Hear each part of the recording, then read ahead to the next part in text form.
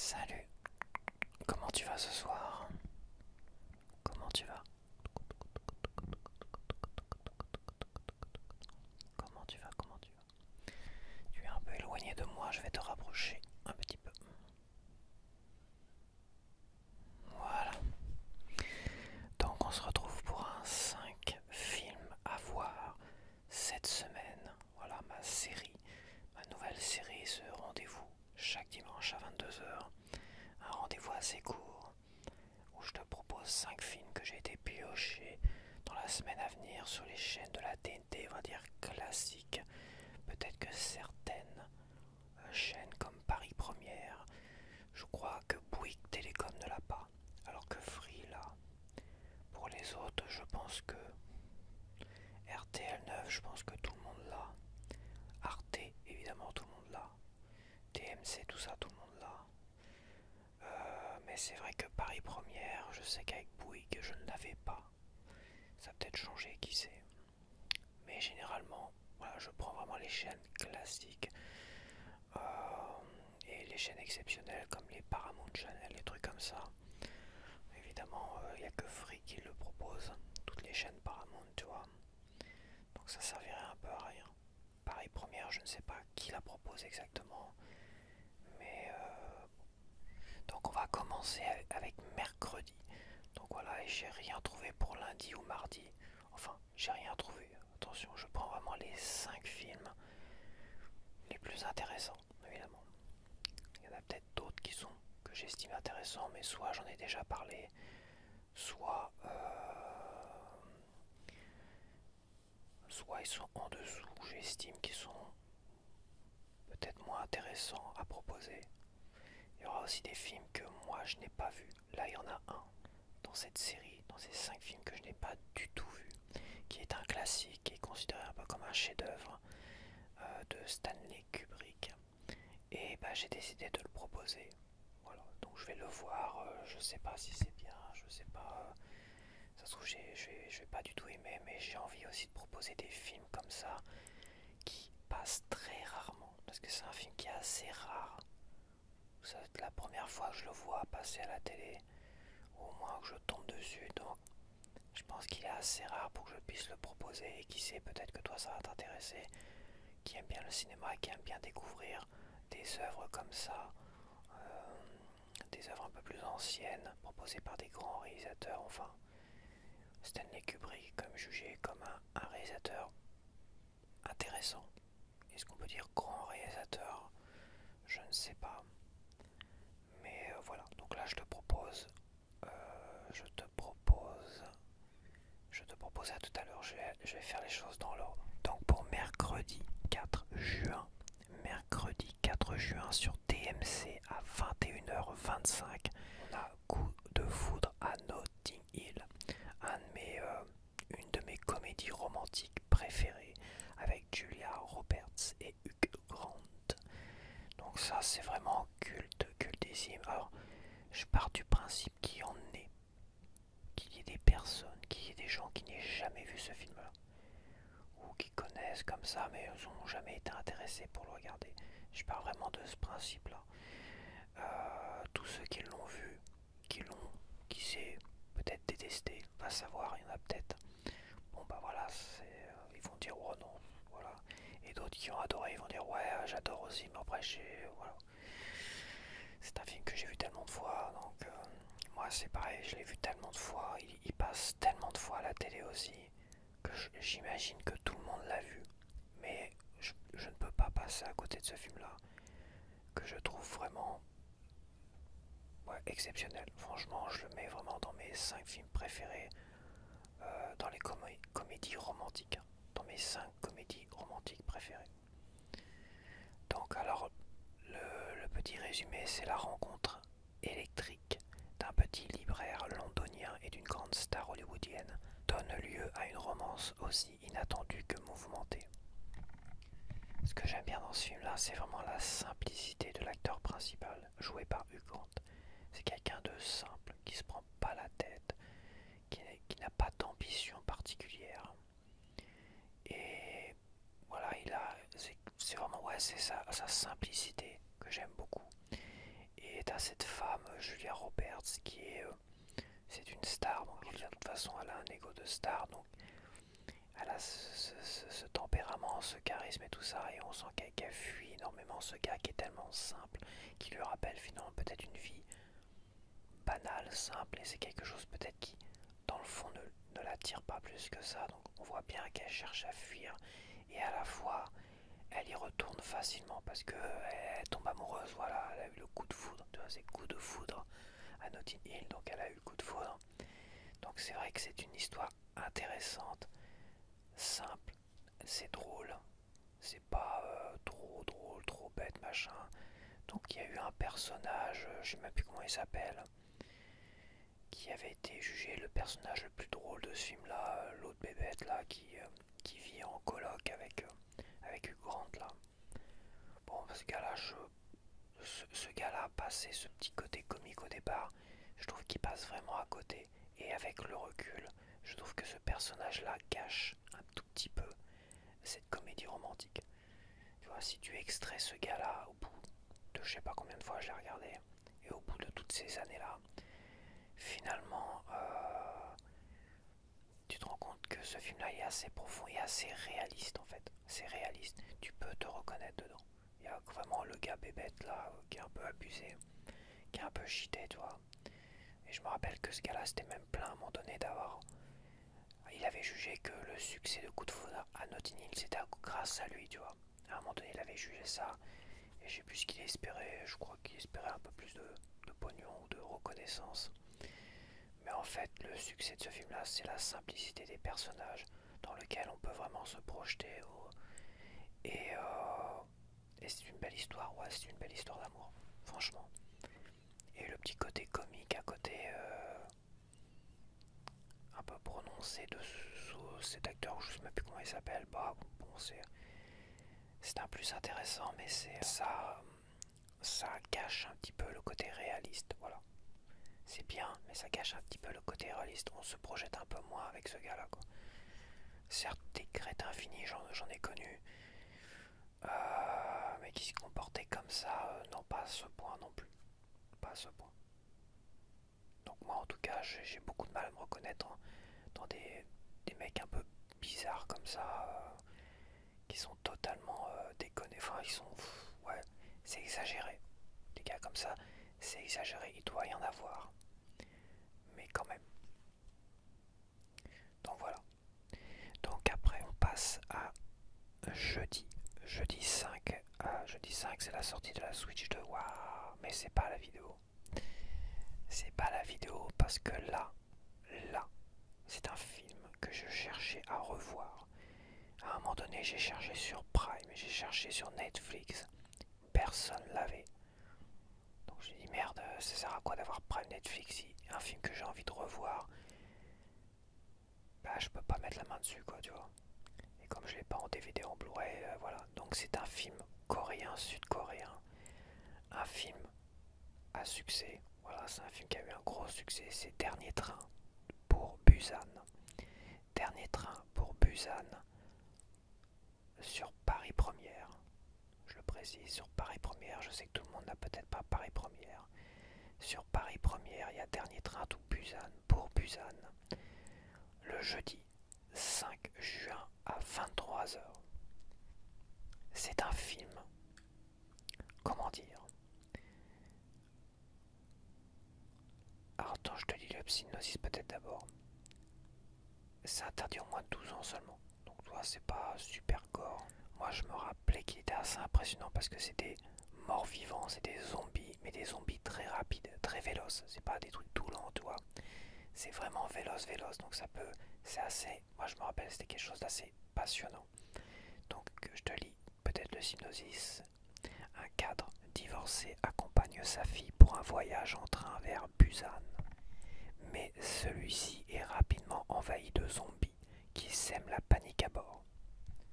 Voilà, tout simplement. C'est un film vraiment intense. C'est un très très bon film. Il y a eu des suites, mais pareil que les suites, c'est pas terrible. Et dont le vent il souffle. Donc voilà, donc c'est un super film. J'avais envie de le revoir. Je l'ai vu qu'une fois.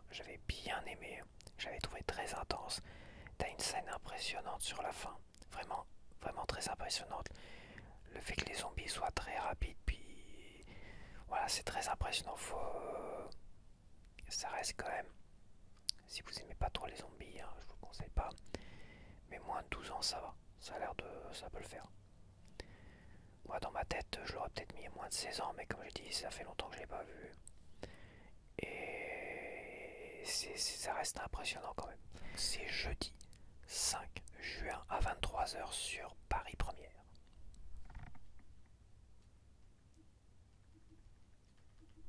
Donc, alors, on passe à vendredi. À vendredi, donc le vendredi 6 juin à 20h55. Sur RTL 9, on a Passengers. Donc ça, c'est un film qui est... Ils l'ont pas mal passé depuis quand même, depuis sa sortie. Je pense que tout le monde l'a vu, Passengers, un film de science-fiction. Alors, je vais te lire le synopsis. Réveillés trop tôt de leur sommeil artificiel, deux passagers d'un vaisseau spatial tentent de survivre face à un grand danger qui les menace. C'est pas vraiment ça en fait. C'est pas vraiment ça. C'est pas ça du tout, le début du film. Il y a quand même un détail qui est vachement important. Donc Passengers, c'est des humains qui sont dans un long voyage dans l'espace, donc ils sont tous en sommeil. L'équipage, tout le monde est en sommeil, tu vois. Donc ils font un très très très long voyage vers une nouvelle planète. C'est avec Jennifer Lawrence et Chris Pratt et Laurence Fishburne, on doit pas le voir beaucoup. Et en fait, c'est Chris Pratt, le personnage joué par Chris Pratt qui, suite à un bug, se réveille. Il se réveille au beau milieu du voyage en fait. Et il lui reste largement plus d'une vie avant d'arriver au bout du voyage quoi. Donc il se retrouve réveillé et il se rend compte qu'il est tout seul. Il est tout seul dans un grand vaisseau spatial, tu vois. Et il va retenter finalement de se rendormir. Mais en fait il n'y a personne. Il veut essayer d'accéder au truc de l'équipage, mais c'est pareil, il n'y a personne. Donc il tourne en rond, il est tout seul. Finalement, tout seul, perdu à finir les peut-être 40-50 années à vivre restantes, à errer dans un grand vaisseau spatial à la dérive, enfin pas qui est pas à la dérive, mais un grand vaisseau spatial. Donc il est là, il est un peu, il est tellement perdu, il est tellement peut-être, de ce que je me rappelle aussi, parce que bon je l'ai pas vu 30 000 fois non plus, il est tellement désemparé, tellement seul, il se dit je vais mourir tout seul comme ça dans un grand vaisseau en gros. Je serais mort largement avant que le vaisseau arrive à destination, tu vois. C'est vraiment dégueulasse. Et en fait, en se baladant devant toutes les autres personnes qui sont endormies, là, les sas cryogéniques, hein, je sais pas trop comment on pourrait appeler ça, et il tombe sur une jolie petite blonde, une jolie nana, et il peut accéder à sa fiche d'information, tout ça, et il a, il a un coup de cœur pour elle, comme ça, d'accord. Et il est tenté, en fait, de la réveiller également. Il est tenté de la réveiller, tu vois, c'est vraiment, c'est un détail important. Parce qu'en fait, cet abruti, ça c'est le début du film, hein. Cet abruti, il va la réveiller. Et il va lui faire croire que elle aussi a été victime d'un bug. Mais ce qui n'est pas le cas. Voilà. Et à partir de là, ça reste quand même une relation très compliquée. Ça reste très très compliqué. Et je n'en dirai pas plus, quoi. Mais c'est un film qui est vraiment intéressant. Qui à la fois on n'est pas dans une comédie romantique. On a à la fois c'est très humain en fait. Et à la fois c'est dégueulasse ce qu'il fait le gars. Et à la fois c'est compréhensible. C'est vraiment c'est vraiment et vraiment la psychologie des personnages sont vraiment très intéressantes. Je trouve ça bien développé. Voilà. Les personnages sont vachement bien développés. Et est-ce que moi j'aurais fait la même chose ou pas? C'est compliqué. Franchement, c'est compliqué. Passengers, donc c'est sur RTL 9 à 20h55 le vendredi 6 juin. Donc maintenant on arrive à dimanche. Il y a deux films le dimanche. dont j'ai parlé en début de vidéo, un film que je n'ai pas vu, qui dure 3 heures. C'est un film qui m'avait marqué parce que je sais que à l'époque des laserdiscs, c'était l'avant Blu-ray, l'avant DVD. T'avais des grands disques comme ça, des grands disques DVD qu'il fallait retourner pour voir la suite du film. Et les films qui étaient un peu longs comme celui-là, ça devait être sur 2 disques recto verso, tu vois. C'était vraiment des grands disques, hein. Et t'avais la platine Laserdisc, c'était un gros machin, un gros plateau comme ça. Ça a pas fait longtemps les Laserdiscs, mais je m'étais fait plaisir. J'avais acheté pas mal de trucs, dont Hit, Cliffhanger, New York 97, on me l'avait offert, c'était ma copine qui me l'avait offerte. Et quoi d'autre? J'en ai pas eu tant que ça. Qu'est-ce que j'ai eu d'autre? Je ne sais plus, peut-être l'effaceur, j'avais dû avoir l'effaceur. Enfin bref, et il y avait Barry Lyndon de Stanley Kubrick, avec cette image spécifique, tu vois. Et ça m'avait marqué. Et à un moment donné, je ne connais pas, donc je me dis, je vais pas l'acheter en laserdisc. Donc je me suis abstenu. Et en fait, c'est considéré comme peut-être un chef-d'œuvre. Je crois qu'il a reçu même des prix. Il a dû recevoir des prix. Et c'est un film de 3h15. 3h15. Waouh. Donc Barry Lyndon, je te lis le synopsis. J'ai pas grand chose à dire, sauf que c'est considéré comme un chef-d'œuvre. Ça a eu peut-être des prix, et que c'est de Stanley Kubrick. Puis voilà, il n'y a pas d'acteur que je connais. Il n'y a pas un acteur que je connais. Donc voilà. Je crois que la messe est dite. Donc je vais te lire le court synopsis. Grandeur et décadence d'un hobereau du XVIIIe siècle. D'abord engagé dans l'armée britannique, puis compagnon d'une comtesse, jeune veuve éplorée. Alors, grandeur et décadence d'un hobereau. Je sais pas ce que ça veut dire, hobereau. Attends, je demande à Alexa. Bon, bah ça sert à rien. Alexa me prend vraiment pour un abruti, hein. Je lui dis qu'est-ce que ça veut dire, hobereau. Alors, obéir, ça veut dire... Attends. Obéir, je sais ce que ça veut dire. Tu me prends pour un imbécile ou quoi? Ah, je sais pas comment vous aider. Je répète, qu'est-ce que veut dire hobereau? Alors, d'après un site, au bureau veut dire... Je te jure, j'en peux plus, mon dictionnaire est à 10 km. Bah tant pis, un hobereau, ça doit être un grandeur et décadence d'un hobereau. Ça doit être peut-être un sous-fifre de l'époque. Donc grandeur et décadence d'un hobereau au XVIIIe siècle, d'abord engagé dans l'armée britannique, puis compagnon d'une comtesse, jeune veuve éplorée. Donc à voir, ça se trouve c'est nul, c'est pas terrible, mais bon, ça...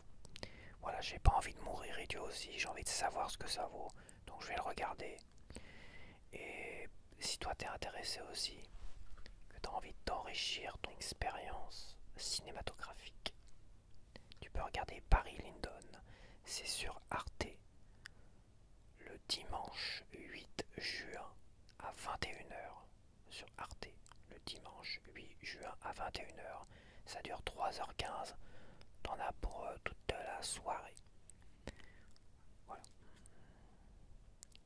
Et le dernier film c'est dimanche, donc de l'autre côté c'est sur W9 à 21h10, c'est La La Land. Alors La La Land, c'est une comédie musicale. Alors je sais, ça fait déjà la deuxième comédie musicale, bah j'y peux rien, mais ça reste une comédie musicale qui m'a vachement enivré. J'ai pas beaucoup aimé le début. C'est vrai que moi je connais une personne qui m'a dit j'ai regardé le début, oh ça m'a saoulé, j'ai arrêté. Moi c'est pareil, j'ai regardé le début, je fais oh ça me saoule. Et puis j'ai quand même insisté un petit peu. Et après, passer le côté un peu basique, banal d'une comédie romantique, d'une comédie musicale. Donc le début ça fait très comédie musicale banale en fait. Passer ça, on rentre finalement dans une relation entre deux personnes jouées par Ryan Gosling et Emma Stone. Et finalement, je trouve l'histoire vraiment passionnante et la fin magistrale. Je trouvais la fin magistrale, triste et magistrale. Ça me fait penser, bon je vais pas spoiler, mais ça me fait penser au vestige du jour. Voilà, au vestige du jour où on a vraiment un personnage qui est passé peut-être un peu à côté de sa vie. Et ça me fait vraiment penser à ça. Dans La La Land, on a un peu un personnage qui passe à côté de sa vie. Et moi, ça me rend vraiment triste. Ça me rend nostalgique et à la fois, puis ça me bouleverse aussi. C'est vraiment des histoires qui me bouleversent énormément. Et c'est un très très beau film. Donc voilà, La La Land, donc c'est sur W9 le dimanche 8 juin à 21h10. À 21h10. Voilà, donc tu peux le mettre enregistré aussi comme moi, tu vois.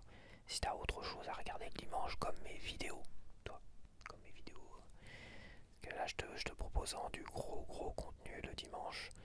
Et là, comme ça va être le dimanche de la sortie de la Switch 2, bah, il y aura du contenu autour de la Switch 2. Donc, si ça t'intéresse pas, bah, tu sais quel film regarder, en tout cas. Donc voilà, je crois que c'est bon, je vais récapituler tout ça.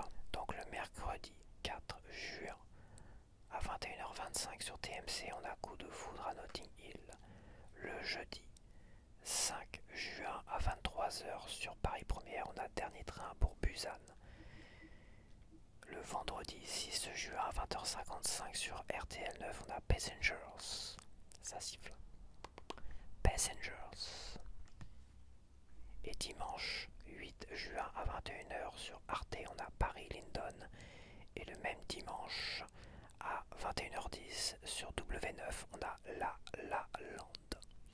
Et voilà, j'espère que tu as apprécié ce nouveau petit rendez-vous autour des 5 films à voir cette semaine à la télé que j'ai été pioché évidemment, que je te propose, que j'ai vu, que je connais presque par cœur, ou que j'ai vu qu'une seule fois et que j'aimerais revoir, ou que je n'ai pas du tout vu. Et c'est apparemment peut-être un chef-d'œuvre, donc ça mérite quand même le coup d'œil. Donc voilà. Allez, je te dis à la prochaine. Bye bye.